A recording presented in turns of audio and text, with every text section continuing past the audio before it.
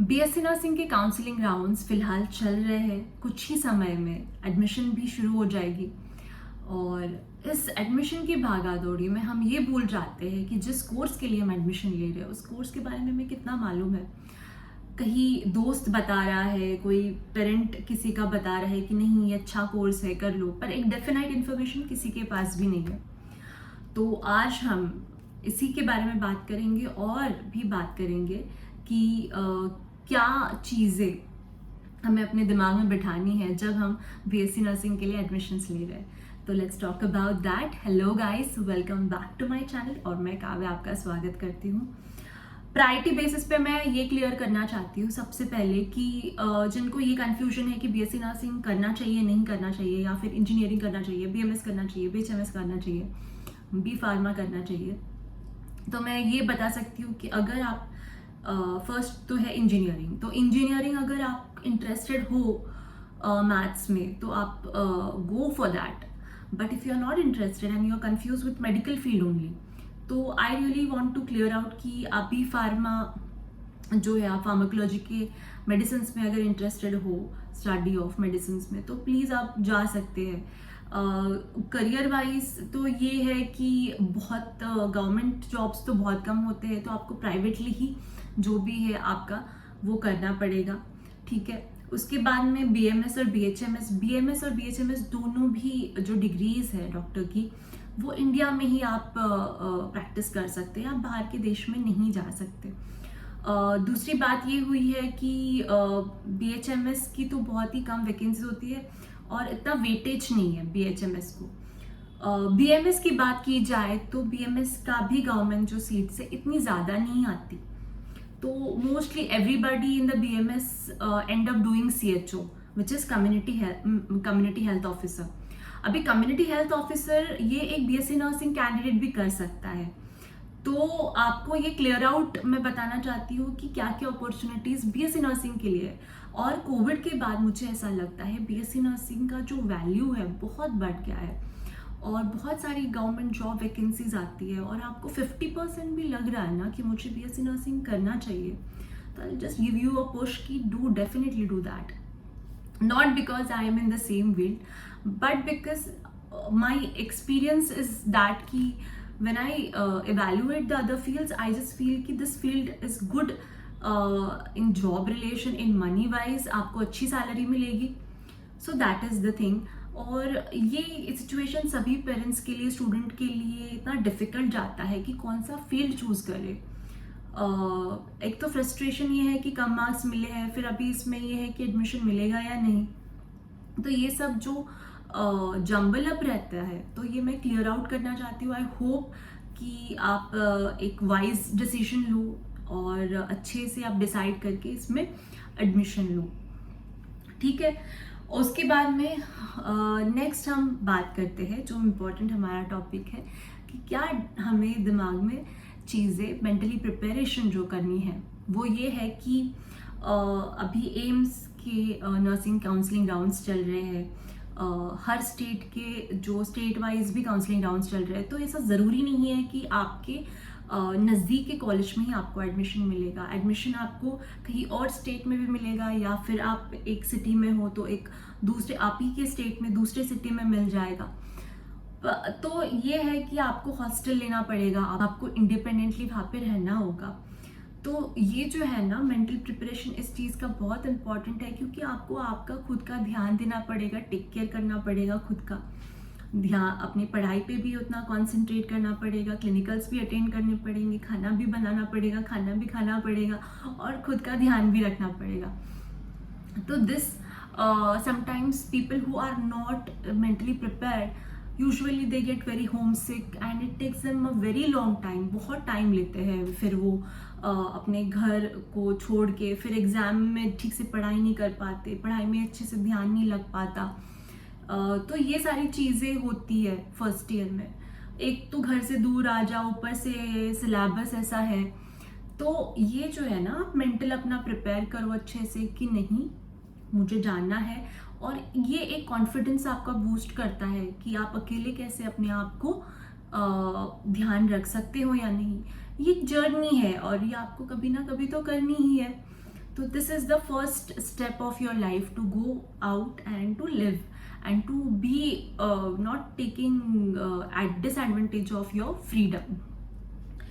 So this is the first thing I want to tell you.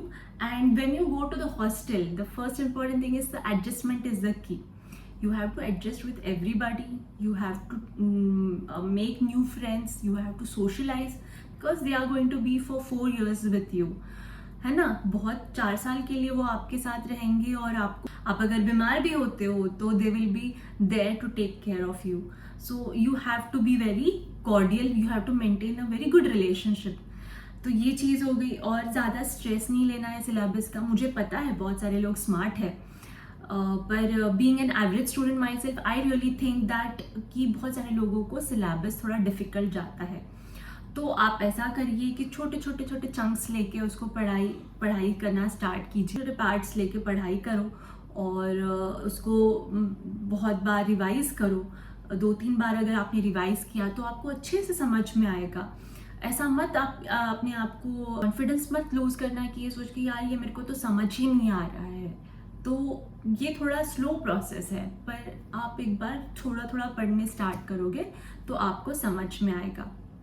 और दूसरी बात है कि एक तो पहली बार आप यूनिवर्सिटी एग्ज़ाम देंगे और एक बहुत सारा स्ट्रेस होता है कि फर्स्ट टाइम यूनिवर्सिटी एग्ज़ाम दे रहे हैं, पर वो स्ट्रेस भी अच्छा होता है क्योंकि वही आपको पास करवाता है. Will talk about the university exam when the exam is going to arrive.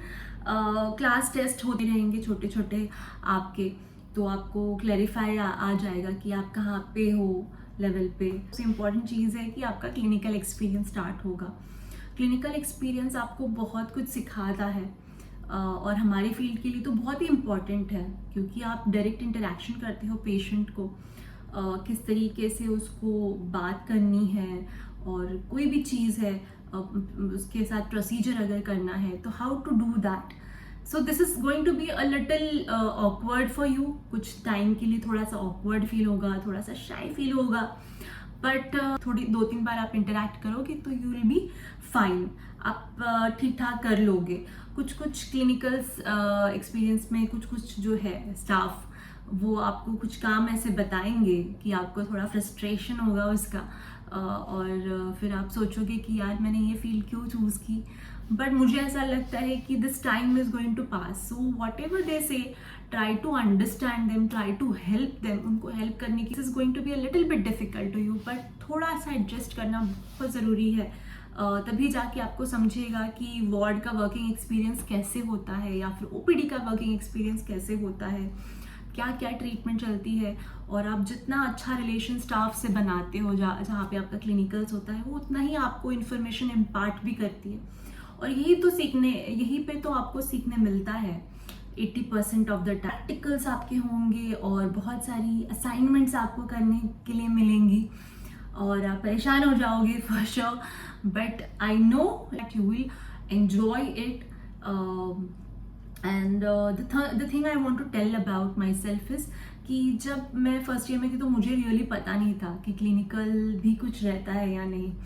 But जब भी मैंने दिसंबर से हमारा जब भी स्टार्ट हुआ क्लिनिकल तो नया गेम चालू हो जाता है. एंड ये people who don't know are in mere shock कि यार ये भी होता है, ऐसे भी करना है. एंड देन आई थिंक जो हमारी प्रोफेसर थी उन्होंने हमें फर्स्ट ईयर में जो फाउंडेशन ऑफ नर्सिंग हमें सिखाती थी उन्होंने हमको बहुत इंक्लाइन किया, बहुत अच्छे से समझाया कि नहीं ये बहुत ही साइंटिफिक अच्छा फील्ड है और आप अगर आगे जाके रिसर्च कर सकते हैं इसमें, आप PhD कर सकते हैं. तो एक हमें अवेयरनेस जो चाहिए था आई थिंक वो मिला. And then I really like very much thankful and I think all our batch, हमारा पूरा बैच उनके लिए थैंकफुल है कि जो थोड़ी बहुत इंटरेस्ट हमें स्टार्टिंग के फेज़ में जो मिला है वो उनकी वजह से ही मिला है. And I think and hope कि आपको भी ऐसे टीचर्स मिले जो कि आपको हेल्प करे, आपको बूस्ट करे. And I really think that it is a very good profession and I think you will enjoy it. And please let me know in the comment section whatever you feel and experience in the first 3 months of your admission, after your admission. I really want to know about it. And I really think you will for sure survive the first year, and that's the only big deal. I think first year थोड़ा सा difficult होता है adjust करने के लिए भी बहुत सारे सोच रहे हैं यार एडमिशन भी नहीं हुआ है और एडमिशन के बाद की बातें कर रहे, पर एक माइंडसेट बनाना बहुत टाइम लगता है। टॉपिक डिस्कस करके मुझे ऐसा लगता है जो भी कंफ्यूजन और डाउट है वो क्लियर आउट हुआ होगा। And thank you for watching, I will see you soon in my next video. और कॉलेज ज़रूर स्टार्ट होंगे, जल्दी स्टार्ट होंगे, डोंट वरी अबाउट दैट। एक बार स्टार्ट हो गए तो आप परेशान हो जाओगे।